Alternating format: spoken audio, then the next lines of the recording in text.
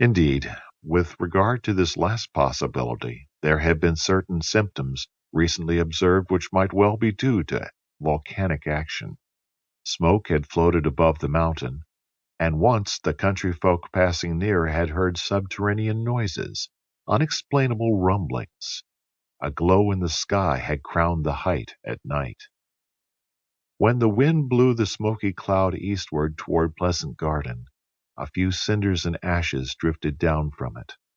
And finally, one stormy night, pale flames, reflected from the clouds above the summit, cast upon the district below a sinister warning light. In presence of these strange phenomena, it is not astonishing that the people of the surrounding district became seriously disquieted. And to the disquiet was joined an imperious need of knowing the true condition of the mountain. The Carolina newspapers had flaring headlines, "The Mystery of Great Erie." They asked if it was not dangerous to dwell in such a region. Their articles aroused curiosity and fear. Curiosity among those who, being in no danger themselves, were interested in the disturbance merely as a strange phenomenon of nature. Fear in those who were likely to be the victims if a catastrophe actually occurred. Those more immediately threatened were the citizens of Morganton, and even more the good folk of Pleasant Garden and the hamlets and farms yet closer to the mountain. Assuredly, it was regrettable that mountain climbers had not previously attempted to ascend to the summit of the Great Erie. The cliffs of rock which surrounded it had never been scaled. Perhaps they might offer no path by which even the most daring climber could penetrate to the interior. Yet, if a volcanic eruption menaced all the western region of the Carolinas, then a complete examination of the mountain was become absolutely necessary. Now, before the actual ascent of the crater, with its many serious difficulties, was attempted, there was one way which offered an opportunity of reconnoitering the interior, without clambering up the precipices. In the first days of September of that memorable year, a well-known aeronaut named Wilker came to Morganton with his balloon. By waiting for a breeze from the east, he could easily rise in his balloon and drift over the Great Erie. There, from a safe height above, he could search with a powerful glass into its deeps. Thus he would know if the mouth of a volcano really opened amid the mighty rocks. This was the principal question.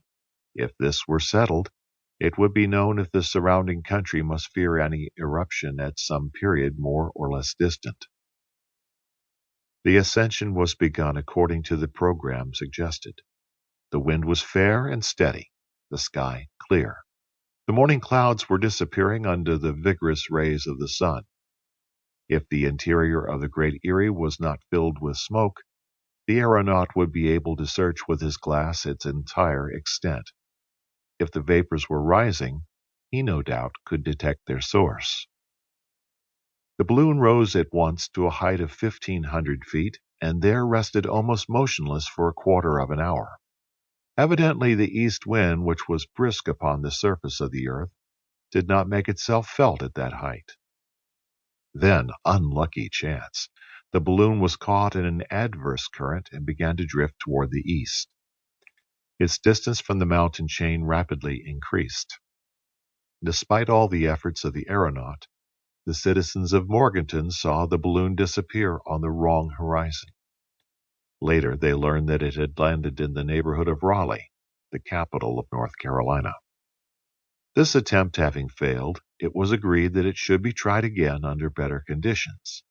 Indeed, fresh rumblings were heard from the mountain, accompanied by heavy clouds and wavering glimmerings of light at night.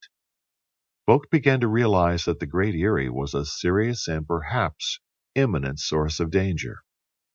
Yes, the entire country lay under the threat of some seismic or volcanic disaster. During the first days of April of that year, these more or less vague apprehensions turned to actual panic. The newspapers gave prompt echo to the public terror. The entire district between the mountains and Morganton was sure that an eruption was at hand. The night of the